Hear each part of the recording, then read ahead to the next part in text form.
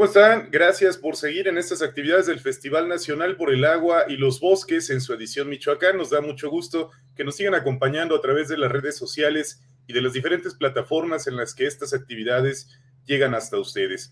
En esta ocasión vamos a tener una presentación del doctor José Antonio Hernández Moreno que se titula Cambio Climático, efectos sobre ecosistemas forestales en el oriente de Michoacán. Doctor José Antonio Hernández, muchas gracias por aceptar esta invitación y acompañarnos en este Festival Nacional por el Agua y los Bosques. Me voy a permitir presentar una breve semblanza del doctor José Antonio Hernández Moreno. Él actualmente se encuentra realizando una estancia de investigación postdoctoral en el Instituto de Investigaciones en Ecosistemas y Sustentabilidad de la Universidad Nacional Autónoma de México, que tiene su sede en el campus Morelia.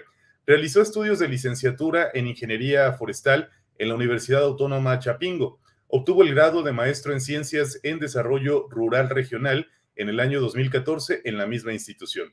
Se doctoró en Ciencias Forestales en el Colegio de Postgraduados Campus Montecillo, en Texcoco, Estado de México, trabajando la línea de investigación de manejo de recursos naturales, cambio climático y silvicultura.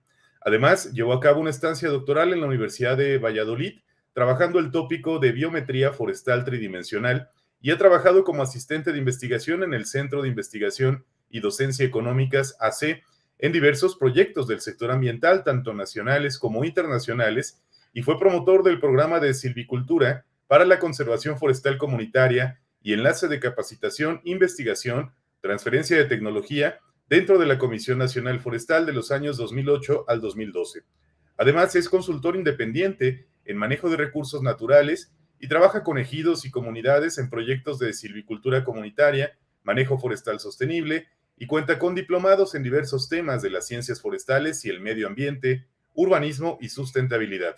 Del mismo modo, ha sido ponente en simposios y congresos internacionales y cuenta con la autoría de 2 libros y publicaciones en revistas indexadas internacionales y nacionales. Doctor José Antonio Hernández Moreno, nos da muchísimo gusto que nos acompañe en esta edición Michoacán del Festival Nacional por el Agua y los Bosques, y le dejamos ahora la palabra para que nos comparta su presentación. Muy buenas tardes. Esta presentación se llama Bosques y Cambio Climático, efectos sobre ecosistemas forestales, en el marco del Festival Nacional por el Agua y los Bosques. Mi nombre es José Antonio Hernández Moreno y soy postdoctorante en el Instituto de Investigaciones en Ecosistemas y Sustentabilidad de la UNAM, aquí en Morelia.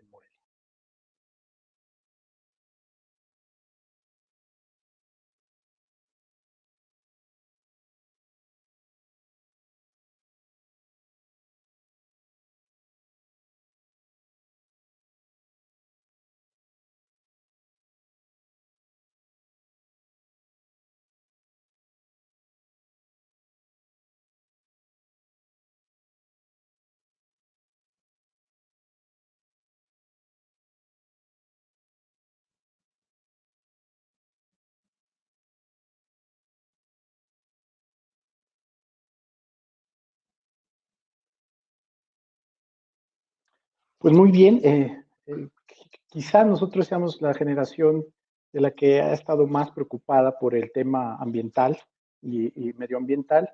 Desde que somos jóvenes nos han bombardeado con noticias de este tipo, ¿verdad? Que habrá más huracanes, sequías, incendios, disminución de los recursos hídricos, que el cambio climático está poniendo en riesgo los recursos naturales, pero también tiene implicaciones y efectos negativos para la sociedad y para la economía incluso. Se nos ha dicho todo el tiempo que, bueno, tenemos que hacer un cambio para emitir menos gases de efecto invernadero, menos CO2, para que el cambio climático no nos afecte como humanidad. Y que el reto de este siglo es descarbonizar al planeta. Todas estas noticias, bueno, nos han llegado, nos bombardean siempre desde que tenemos uso de razón. Ahora bien, ¿qué es el cambio climático? La Convención de Marco de las Naciones Unidas sobre Cambio Climático, en su artículo 1, define este concepto como el cambio de clima atribuido directa o indirectamente a la actividad humana, que altera la composición de la atmósfera global y que se suma a la variabilidad natural del clima, observada durante periodos de tiempo comparables. Es decir, el cambio climático hace referencia a una variación del estado del clima identificable, esto obviamente mediante pruebas estadísticas, en las variaciones de valor medio o en la variabilidad de sus propiedades que persiste durante tiempos o periodos de tiempo prolongados, generalmente décadas, siglos, incluso milenios. El cambio climático puede deberse a procesos internos, naturales o forzamientos externos, tales como modulaciones de los ciclos solares, erupciones volcánicas y cambios antropogénicos persistentes de la composición de la atmósfera o el uso de la Tierra. Así pues, el cambio climático es uno de los más graves desafíos que la humanidad tiene planteados para el presente siglo. La evidencia se basa del cambio climático en observaciones de los aumentos de temperatura del aire, de los océanos, el derretimiento de los polos, del hielo, de los glaciares en todo el mundo y el aumento de los niveles del mar a nivel mundial y otras señales claras de cambio. Uno de ellos, un parámetro que evalúa el cambio climático, pues es el aumento de la concentración de dióxido de carbono o CO2 atmosférico, que generalmente en la historia, durante los últimos 6.500 años, eh, esta concentración de dióxido de carbono atmosférico no había rebasado los 300 partes por millón, hasta la década de 1950 del siglo pasado, que se disparó de manera exponencial la concentración de este gas, incluso a una tasa promedio de 1.9% al año. De hecho, actualmente la NASA reporta esta concentración de CO2 en 416 partes por millón. Es decir, 116, más de 116 partes por millón en tan solo 5 o 6 décadas. Otro indicio del cambio climático han sido las altas temperaturas. Incluso hay un récord en la media del año 2015. El incremento de temperatura temperatura media anual respecto al histórico fue de 0.87 grados centígrados, casi 1 grado centígrado en un solo año. Los expertos del cambio climático nos informan que el umbral de 1.5 grados centígrados está cerca y que al rebasarlo, los daños, los efectos del cambio climático pues serán aún más persistentes y al rebasar los 2 grados centígrados de esta media histórica anual de temperatura, pues los efectos ya serán irreversibles. Estas temperaturas también, al igual que la concentración de CO2, han venido en aumento a lo largo de los últimos 2 siglos. Precisamente a partir de la revolución industrial fue que las temperaturas se dispararon también exponencialmente, la media de temperatura anual. Y es por ello que los países se han enfocado desde sus agendas ambientales a adaptarse y mitigar estos efectos del cambio climático. Este fenómeno ha sido atribuido a actividades humanas, principalmente la quema de combustibles fósiles, la industria de la transformación, la producción de cemento y acero y al cambio de uso de suelo de los ecosistemas forestales, la degradación de nuestros ecosistemas forestales. Este último rubro es muy importante, ya que los reservorios de carbono a nivel global nos indican, según varios autores, que los bosques resguardan el 42% del carbono total de este reservorio a nivel global. Probablemente de este 42%, también reportan varios autores que el 44% está en el suelo, el 42% está en la biomasa aérea, es decir, en la vegetación, en los árboles, un 8.5% en la madera muerta y un 4.9% en la hojarasca o el humus, es decir, en el piso forestal. Dada la importancia de esto, pues también la FAO y otros autores reportan que la densidad de carbono es mayor en los bosques tropicales, llega a ser hasta en un promedio de 242 megagramos de carbono por hectárea, seguido de los bosques boreales del hemisferio norte por 239 megagramos de carbono por hectárea y los bosques templados. De ahí la importancia de nuestros bosques, ¿no? Bueno, teniendo ya estas evidencias de cambio climático, pues es muy visible, es muy evidente que ya los indicios nos dan la pauta para saber que estamos en un cambio climático, el deshielo de los polos, los disturbios que cada vez son más frecuentes, por ejemplo, los incendios, las inundaciones, las sequías, y sin duda esto repercutirá en la biodiversidad, en las especies de plantas y animales que habitamos este planeta. Estos indicios también, bueno, del calentamiento global son las olas de calor más frecuentes, el aumento de la precipitación en algunas partes del planeta, la sequía en otras partes, los huracanes, ya mayor incidencia de huracanes, aumento sustancial del nivel del mar, incluso casi en 19 centímetros en la última década, Y bueno, los glaciares de los polos se están derritiendo. Un ejemplo muy claro aquí en México fue el glaciar Ayoloco, ubicado en la cumbre del volcán Iztaccíhuatl, que fue declarado formalmente extinto el año pasado por expertos de la Facultad de Geofísica de la UNAM. Entonces, siendo así, es donde toman relevancia o cobran relevancia nuestros recursos forestales. Los árboles y plantas almacenan carbono, agua y otros nutrientes, otros elementos, en sus troncos, hojas, raíces y suelo. Y lo liberan cuando, por ejemplo, hay un incendio forestal, se talan los bosques, hay algún disturbio. Y bueno, esta tala indiscriminada o no regularizada es la que pone en peligro los ecosistemas forestales. Los bosques, al igual que otros ecosistemas, son afectados por el cambio climático, pero también pueden influir en el clima y en los ciclos naturales. Al emitir al liberar carbono de estos ecosistemas forestales mediante la quema o la tala, pues también la erosión va degradando los bosques y va mermando las almacenes de carbono. Cuando hay cambios en el bosque, se alteran dos ciclos naturales relacionados con el clima, el ciclo del agua y el ciclo del carbono. En esta parte, en esta ponencia, hablaremos más del ciclo de carbono. Esta degradación se produce por procesos de deforestación, combustión y descomposición de los árboles. El carbono liberado a la atmósfera se junta con el oxígeno y forman el dióxido de carbono, como lo vamos a ver en esta animación. El carbono es un elemento químico que está en el suelo, raíces, troncos y hojas de los árboles, es constituyente de todos los organismos vivos, ¿verdad? De la materia orgánica, y una gran cantidad de este carbono en el planeta está retenida en los bosques. Es por eso que la deforestación y degradación de ellos, de los ecosistemas forestales, contribuye con el 17% de todos los gases de efecto invernadero emitidos a la atmósfera. La cantidad de carbono que pueda emitir o acumular un bosque depende de su cantidad, tipo de vegetación y calidad del suelo. Y como lo mencionaba, este es liberado mediante la descomposición de la materia orgánica, la combustión, la deforestación.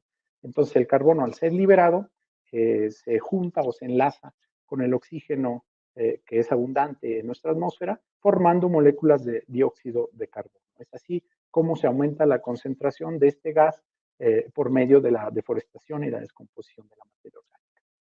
La cantidad de carbono que acumula un bosque va a depender, como lo había dicho, de la cantidad de vegetación y la calidad del suelo. Por ejemplo, una hectárea de bosque húmedo tropical, por ejemplo, en un estado natural o conservado, contiene aproximadamente 200 toneladas de carbono. Una hectárea de bosque que ha sido ya degradado, intervenido o talado ilegalmente, contiene aproximadamente unas 70 toneladas de carbono. Y con respecto a una hectárea deforestada totalmente, con cambio de uso de suelo, ya sea para pastoreo o agricultura, contiene aproximadamente 2.5 toneladas de carbono. Es decir, casi 100 veces menos que un bosque conservado o en estado natural. Es así como el ciclo de carbono, los árboles capturan este elemento al crecer, ¿verdad? Al aumentar su tamaño, y al ser cortados, quemados o al descomponerse por pudrición, pues liberan este carbono retornándolo al ciclo del carbono. Este sería un ciclo continuo, el que vamos a ver ahorita ya con una animación más ilustrado. Y bueno, el ciclo de carbono consiste en la fijación. La fijación se da por el principal proceso llamado fotosíntesis, por el medio del cual se utilizan las moléculas de CO2 del ambiente, la radiación solar y se transforma en energía, de energía lumínica a energía química. También las plantas cultivadas retienen este carbono o lo fijan. Y bueno, también las plantas, los ecosistemas forestales y otro tipo de vegetales como las algas verdes o las cianobacterias. El siguiente proceso sería el almacenamiento. Se puede almacenar en las rocas como caliza, dolomita, en el carbón mineral, incluso en el suelo, ¿verdad? En los materiales orgánicos descompuestos dentro del suelo, y también obviamente por los organismos vivos, ¿verdad? Las plantas, los ecosistemas forestales, que almacenan y utilizan para su crecimiento este carbono atmosférico. También se retiene o se almacena en el agua con carbonatos disueltos y bicarbonatos que están en el lecho marino, en sedimentos de carbón e incluso en los hidrocarburos, ¿verdad? En los depósitos de petróleo en el subsuelo. Y por último, la emisión se daría, bueno, con varios elementos como las erupciones volcánicas, la propia erosión de los ecosistemas, pero también la respiración autótrofa y heterótrofa por medio de la combustión de los materiales leñosos, la emisión agrícola, la emisión industrial, así como la emisión por quema de combustibles fósiles. Por otro lado, los bosques pueden disminuir el cambio climático a través de dos procesos fundamentales. El primero sería el almacenamiento de carbono mediante la conservación de los bosques, es decir, evitando la deforestación y la degradación de los recursos forestales. Y el segundo proceso sería la captura o fijación de carbono por regeneración de bosques, regeneración natural, reforestación o plantaciones. ¿Cuáles son los principales efectos del cambio climático sobre los árboles y los ecosistemas forestales? En el tenor del incremento de CO2 y incremento de temperatura. Bueno, cabe mencionar que los bosques ocupan globalmente entre el 27 y 33% de la superficie terrestre, contienen el 77% de la biomasa viva sobre el suelo. Bueno, el 50% de esta biomasa equivale al carbono. Y bueno, al constituir comunidades de vida larga, los ecosistemas forestales tienen impactos, más bien el cambio climático va a tener impactos también más severos y más fuertes sobre estos ecosistemas. Nos vamos a enfocar a lo que son las respuestas de los bosques, a las interacciones que intervienen respecto al cambio climático, el aumento de CO2 y temperatura, en cuanto a plagas y enfermedades, asociaciones simbióticas e incendios. Es decir, cómo reaccionan los bosques ante el cambio climático. El incremento de CO2 y el incremento de temperatura, que son los dos principales factores que promueven el cambio climático, pues afectan en diferentes niveles jerárquicos a los ecosistemas y dan lugar a un conjunto de reacciones, de respuestas. Esto desde el nivel genético hasta nivel bioma. Estos efectos, bueno, van directamente a las funciones fisiológicas de los árboles y a su plasticidad fenotípica, que no es otra cosa más que la adaptación al nivel de comunidad, población y las interacciones que se puedan dar entre los diferentes organismos que coexisten en un ecosistema forestal.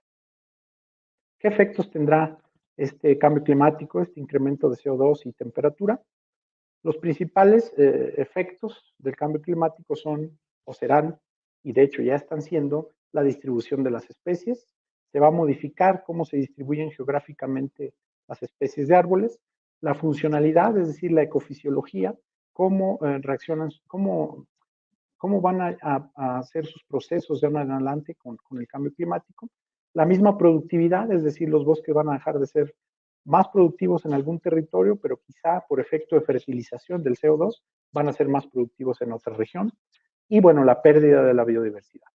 Aunque las masas forestales, dicen los expertos, que persistirán, las respuestas de cada ecosistema dependerá de una serie de factores y circunstancias totalmente diferentes.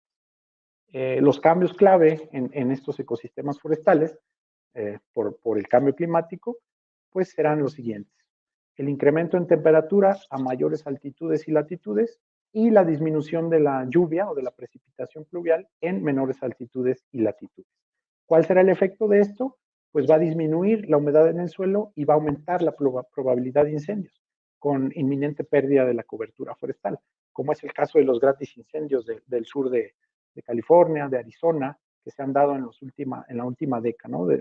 Esta fotografía que pongo aquí en la presentación es un bosque después de un gran incendio que arrasó 37,000 hectáreas en las Conchas, Nuevo México, en el 2011. Esto fue sin duda producto de que se combinó las altas temperaturas y la baja humedad y se presentan los grandes incendios.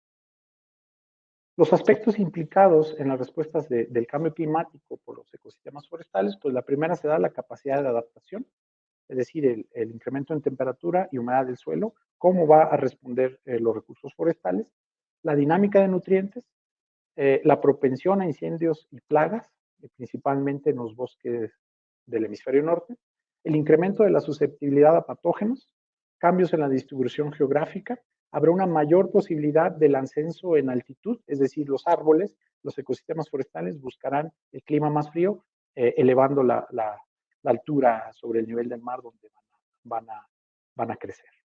Y también, bueno, se van a desplazar latitudinalmente un poco más lentamente.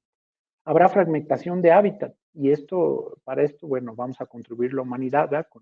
Con un ejemplo muy claro, en los bosques de Michoacán, por ejemplo, la siembra de aguacate que está fragmentando los bosques naturales.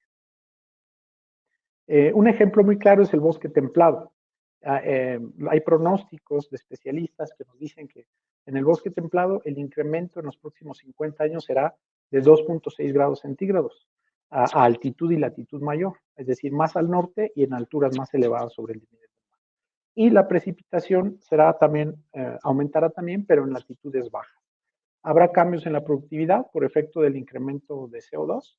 En algunas partes, sin duda, fertilizará, ¿verdad?, el CO2 a los árboles, que finalmente es el principal producto para realizar la fotosíntesis, y con ello habrá partes donde serán más productivos, pero habrá lugares del mundo donde quizá la productividad disminuya, es decir, los metros cúbicos de madera por hectárea se verán mermados. Así también la dinámica de nutrientes, la composición y otro sinnúmero de factores o procesos que realizan los ecosistemas forestales. Se espera, de manera general, la migración de bosques, migración natural, de bosques en dirección norte, es decir, hacia el hemisferio norte, a latitudes más altas, a unas tasas de 1 kilómetro por año. Es decir, la frontera forestal del hemisferio norte se moverá más hacia el norte, valga la redundancia, a tasas muy elevadas. Esto con respecto a valores medios de registros paleoecológicos que van de 200 a 300 metros por año. Es decir, la velocidad a la que avanzará esta migración hacia el norte de los bosques, de los ecosistemas, es casi 10 veces más que los registros que, perdón, 5 veces más que los registros que se tienen en estudios paleoecológicos. Respecto a las plagas y enfermedades, ¿cómo actuará o qué efectos tendrá el cambio climático? De manera general, aumenta la producción de taninos condensados y resinas en los árboles. Esto puede modificar la incidencia de plagas y enfermedades en los ecosistemas. Habrá cambios en la distribución de especies de las tres principales familias de plagas forestales, que son las Lepidoptera, la Orthoptera y Lodonata, hacia sitios pues más calurosos. ¿Esto qué hará? Hará que la colonización se haga en nuevos hábitats, en nuevos nichos, modificará los ciclos biológicos de las plagas y quizá aumente las incidencias en lugares donde nunca ha habido plagas. Se espera que las plagas migratorias respondan con mayor rapidez a estos cambios de clima que las propias plantas hospedantes. Esto pues es muy lógico debido a que las plantas o los ecosistemas tienen movilidad mucho más lenta. El CO2 modula el comportamiento de los insectos, incluso a nivel social, pero también la fisiología y en sus órganos sensitivos, lo cual también promoverá un cambio en la magnitud y en los efectos que tienen las plagas en los ecosistemas forestales. Y esto actualmente lo estamos viviendo incluso en nuestro estado, ¿no? Las plagas forestales ya son más evidentes. Por otro lado, la temperatura y humedad, que tienen que ver con el desarrollo y vigor de los bosques, son factores determinantes para el parasitismo y daños causados por hongos, por ejemplo. Hay patógenos que incluso coevolucionan con su hospedante, es decir, con los árboles, y el calentamiento global actualmente pues, puede alterar la coexistencia tanto de la plaga como del hospedero, que son los árboles. En cuanto a las asociaciones simbióticas, habrá una mayor disponibilidad de carbohidratos derivada de este incremento en la concentración de CO2 atmosférico, lo cual repercutirá favorablemente en la asociación micorrícica. Recordemos que el CO2 pues, es la principal fuente para realizar la fotosíntesis y para que se den las relaciones simbióticas con hongos micorrícicos en los bosques. Quizá este rubro se verá favorecida la vegetación por el incremento de CO2. Respecto a la fauna mayor, ¿cómo reaccionará la fauna con respecto al incremento de temperatura, al incremento de CO2? Bueno, muchos autores nos dicen que habrá cambios en distribución y abundancia de especies, incluso la extinción, que se estima que en 2050 en algunas regiones entre el 15 y 37% de las especies que actualmente están amenazadas y en peligro desaparezcan. Habrá alteraciones en el comportamiento y desarrollo y pérdidas poblacionales, principalmente de aves migratorias y mamíferos. Respecto a los incendios, bueno, los incendios son parte integral de la ecología de muchos bosques y configuran tanto su estructura, composición, los efectos de mortalidad, regeneración, las relaciones suelo-planta, la incidencia misma de plagas y enfermedades y la misma sucesión ecológica de estos ecosistemas. Sin embargo, el incremento de temperatura y la alteración de los regímenes de precipitación van a intensificar los periodos secos. Esto conducirá a patrones cada vez diferentes en cuanto a magnitud y frecuencia de los disturbios, sobre todo de los incendios forestales y las sequías en algunos tipos de ecosistemas. Y bueno, ya para finalizar, hablemos un poco del cambio climático para nuestro estado, ¿verdad? ¿Cómo anda la situación en el estado de Michoacán? Bueno, aquí quise poner la superficie como manera de introducción que tenemos en el estado. De las más de 137 millones de hectáreas que tiene el país de uso forestal, el 4.27% están en el estado de Michoacán. Del total de la superficie del estado, que son casi 6 millones de hectáreas, el 61.23% son de uso forestal, entre bosques, selvas y mezquital, que representa el 62%, otros ecosistemas, que representa el 6.3%, y ecosistemas forestales que están en degradación, ya sea vegetación degradada, erosionada o superficie con lava, son 31.67%. Entonces, en el 2009 y actualmente en 2020, Sainz Romero y colaboradores en 2009 y el Instituto Nacional de Ecología y Cambio Climático establecieron un clima contemporáneo con base en datos históricos de clima para Michoacán, donde ellos establecieron un clima contemporáneo donde el promedio anual de temperatura para nuestra entidad estará en 20.3 grados centígrados y la precipitación ronda los 909 milímetros por año. Y en base a esos datos, con base en esos datos históricos y el pronóstico y un modelo climático que se hizo para esta entidad, estimaron que para Michoacán la temperatura promedio anual se va a incrementar en el año 2030 en 1.4 grados centígrados, en el año 2060 en 2.2 grados centígrados y para el 2090 en 3.4 grados centígrados. Asimismo, bueno, es común pensar que el calentamiento global es solo un incremento de temperatura. Desafortunadamente no es así. Además del incremento en temperatura, se espera una disminución de la lluvia, de la precipitación. Entonces, la combinación del incremento en temperatura y disminución de precipitación va a traer la consecuencia de un incremento en aridez para nuestro estado. Este modelo teórico matemático de cambio climático para el estado de Michoacán nos dice que para el año 2030 habrá una disminución en la precipitación de menos 8.8%, para el 2060 de menos 14.3% y para el año 2090 de menos 24.9%. Es decir, el estado será un poco más árido de lo que ya es. Y en este modelo, ¿en qué año ocurrirá la disminución de precipitación? ¿En qué momento del año respecto a este modelo va a ocurrir la disminución de precipitación? Este estudio nos dice que ocurrirá en los meses más lluviosos, que son de junio a septiembre. Que generalmente ese es el promedio, pero bueno, vemos este año ha sido atípico, incluso ha llovido un poco más, ahorita es octubre, mediados y ya todavía sigue lloviendo. Entonces, para esto, bueno, ellos crearon un mapa de predicciones de temperatura media anual en grados centígrados, primero para el clima contemporáneo, ¿verdad? Un promedio de los datos históricos. Y como ejemplo aquí quise tomar el mapa para la región oriente del estado de Michoacán, donde nos dice que actualmente el clima contemporáneo abarca el 25% de esa región, con una media de temperatura anual que ronda los 21 grados centígrados. Para el 2030, ya el 30% de la superficie de la región oriente del estado estará por encima de esa temperatura, rondará los 22, 23 grados centígrados. Para el 2060, que es este mapa, la proyección, el pronóstico, el 45% de esta superficie de la región oriente del estado de Michoacán rondará los 45% con temperaturas de más de 23 grados centígrados. Y para 2090, más de la mitad de la superficie de la región oriente tendrán medias de temperatura anual entre los 25 y 27 grados centígrados. Igualmente, para las predicciones de precipitación anual, el clima contemporáneo o la precipitación contemporánea para la región oriente, bueno, abarca un 35% de esa región que va con precipitación media anual que ronda los 900 milímetros. Pero para el 2060 ya tendremos el 50% de esa superficie rondando los los 900, quizá 800 milímetros anuales.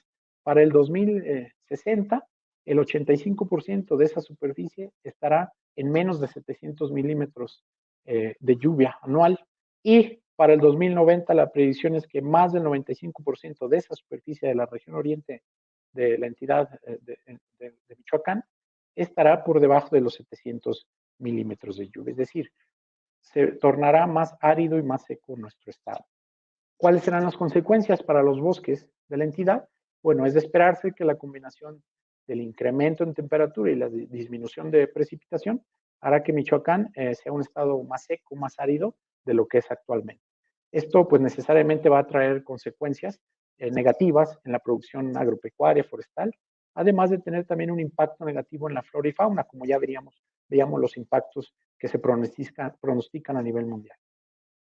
Las consecuencias específicamente en el sector forestal del estado de Michoacán, bueno, es de que las especies forestales gradualmente estarán más estresadas por el incremento de esta temperatura y la disminución de precipitación, lo cual va a disminuir la producción maderable, es decir, la productividad de los bosques. Es muy probable que el calentamiento global también haga estragos en los árboles, ¿verdad? Que estén más susceptibles al ataque de plagas y enfermedades, a los incendios, el estrés por sequía, lo cual pues debido al debilitamiento que provocará este estrés. Y eventualmente van a morir.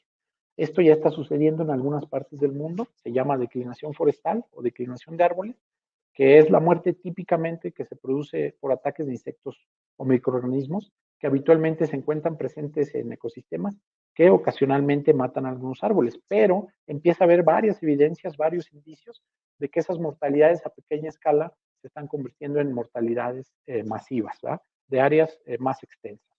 Entonces, la declinación forestal se define como una enfermedad multifactorial, causada tanto por agentes bióticos como abióticos, como el cambio climático, la temperatura y la precipitación, lo que implica una reducción en el vigor y la supervivencia de los árboles.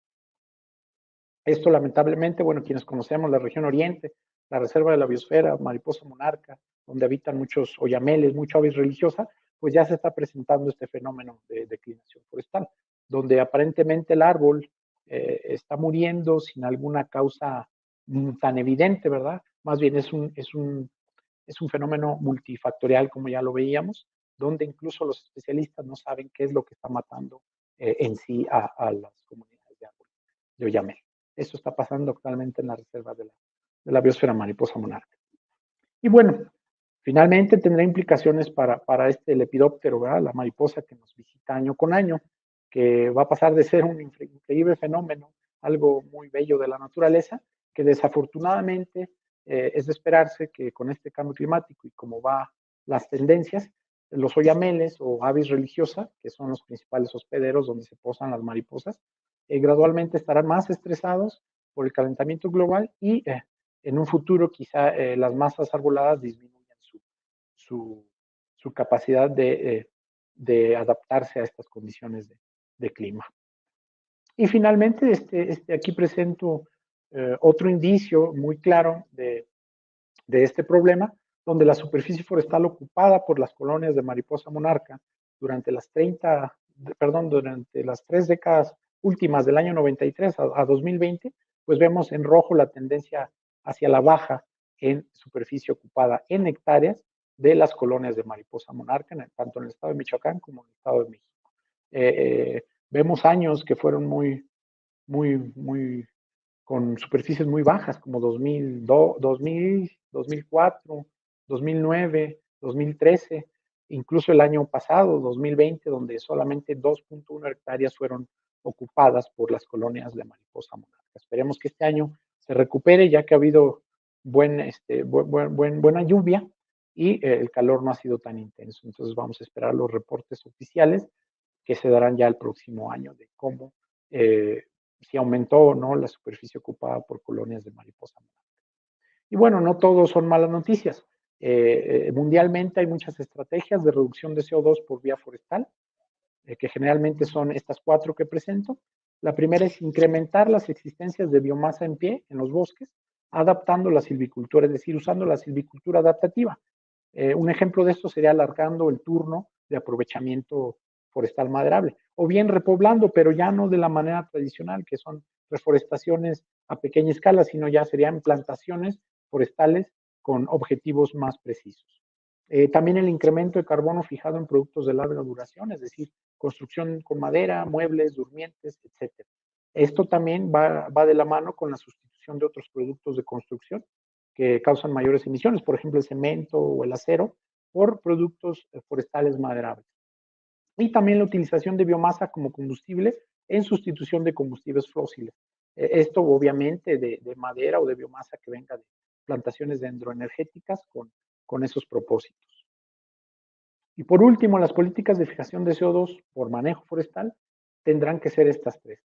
Reforestación, pero como lo decía, a gran escala en plantaciones forestales con objetivos muy específicos como restauración, conservación, incluso plantaciones forestales que sean de especies de la misma zona donde se va a plantar, incluso que haya recolección de semilla de la misma zona donde se va a plantar. En la gestión sostenible o manejo forestal sostenible, donde se aplique una silvicultura llamada silvicultura del carbono, con técnicas capaces de optimizar la fijación de carbono, las cuales benefician a la regeneración natural de las masas forestales. Y por último, la conservación, que ya se está aplicando actualmente, pero tendrá que ser aún más propositiva esta conservación, evitando las deforestaciones masivas, la protección frente a la erosión hídrica, el manejo de fuego, incluso ya no nada más prevención de incendios forestales, sino un manejo integral del fuego. Y bueno, el sector forestal tiene la obligación, la responsabilidad y la oportunidad de potenciar los mecanismos de mitigación del cambio climático en los que interviene fijando y almacenando, como ya lo vimos a lo largo de la presentación, en dos grandes rubros, colaborando con la Administración para el desarrollo de un marco normativo que sea adecuado, que ya se está haciendo, pero faltan más esfuerzos, y por último, impulsando la cuantificación del valor de los sumideros forestales y los instrumentos de financiación, que sean acordes con el beneficio real que producen frente a la mitigación del cambio climático. Es decir, que se valoren más estos servicios ecosistémicos a nivel ejido, comunidad, predio y a nivel regional incluso. Bueno, eso es todo de mi parte. Muchas gracias. Quiero dejar mi correo electrónico y la página del instituto donde actualmente trabajo.